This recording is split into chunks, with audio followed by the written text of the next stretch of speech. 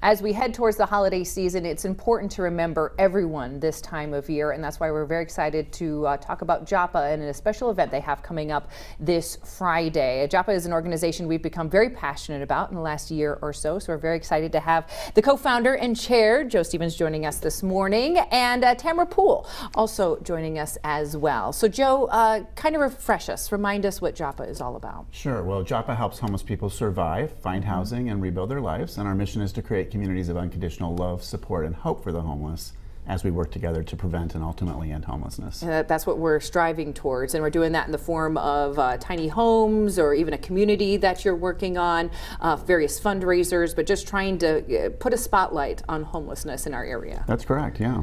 And why is this such a passion for you being a co-founder of Joppa? You know, for me and my wife and son who started Joppa, it's a calling. It's just something that we were born to do, and so we can't not do it. Absolutely. And as many people are coming up towards the end of the year, making those last contributions before a new year begins, we want to remind everybody that they can donate and learn more about what Joppa is all about. We are a 501c3. Thank you for mentioning that. People can donate tax-free, and they can do that online at joppa.org or through the mail. And we mentioned tiny homes in a community that you're working on, but what are some of the ways that Joppa is able to give back to homelessness right now in our community? So we are working on fundamental solutions, but we do help homeless people survive. And in the winter, as you can imagine, it can be very tough. And people aren't able to stay at shelters year-round. There are time limits. And so when people time out, they have no place to go. Right. And when they have no place to go and we're not able to get them directly into housing, we want to help them survive until next year.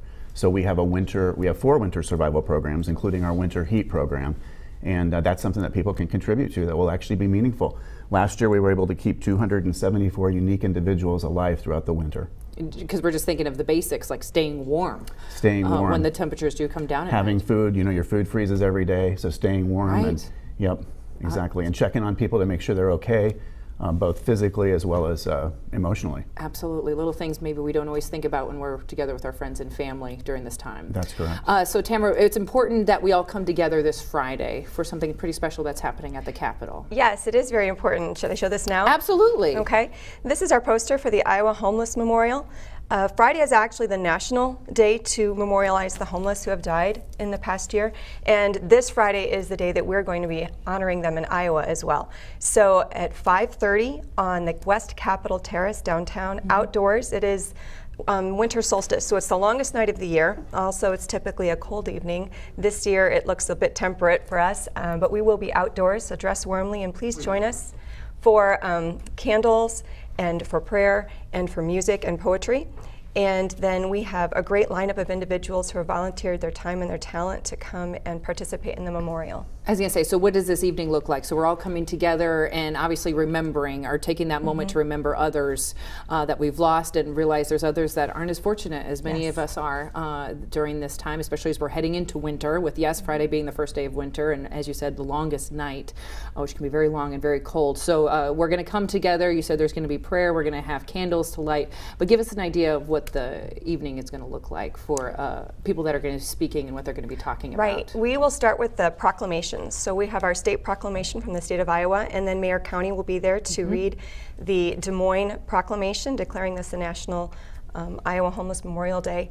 And then we will have a number of musicians that are coming to bring music. We have Rachel Lopez, a Des Moines poet, who's written a poem especially for this coming evening, and she's also performing that.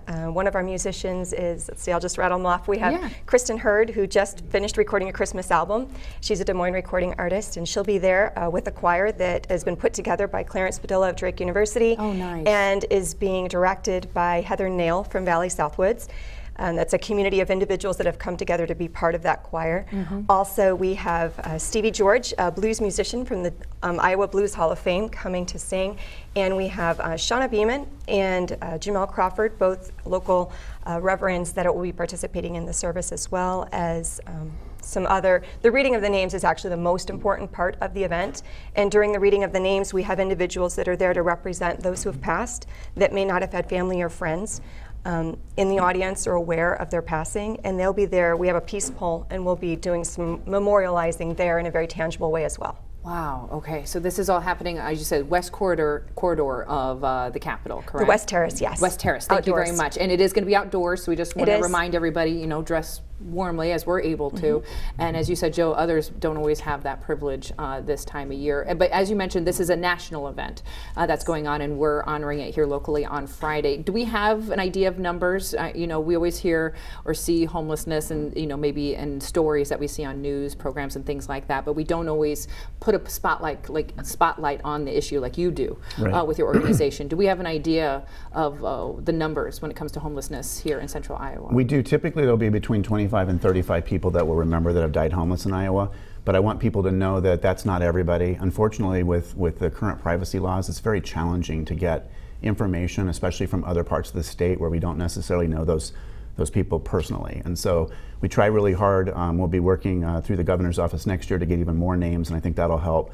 But we do try very hard, and people, the audience can help too. If they hear of someone that's died homeless throughout the year, we collect names they could let us know for next year. Okay. But there are currently, and we'll have people, these names will pour in right up until the day before. So we don't print the program until the day before. The last couple of years, we've had people die within a day or two before. But as of right now, I believe we have 26 people that will be memorializing. Okay, and this again, all happening Friday.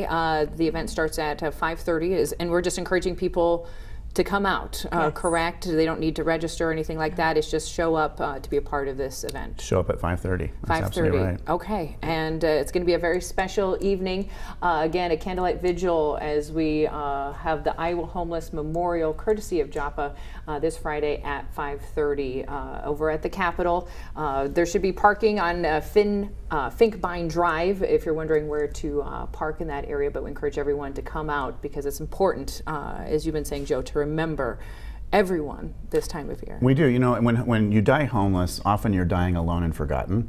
And when you're homeless, you lose touch many times with your family and your friends. And so often they don't even know that you're gone. So there's, in the vast majority of times, no memorial. And so this is really a chance to remember people who are fellow human beings.